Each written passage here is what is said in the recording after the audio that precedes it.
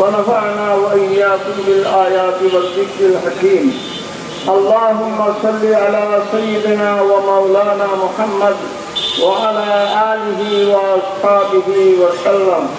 اللهم صل على سيدنا ومولانا محمد وعلى آله وأصحابه وسلم.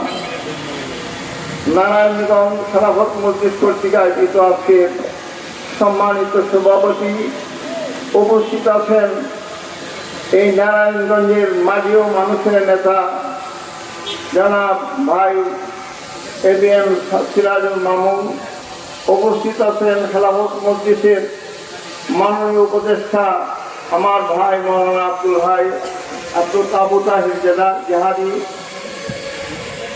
অত্র এলাকার উলামায়ে কেরাম ও সামনে উপস্থিত আমার প্রিয় তৌহিদি জনতা।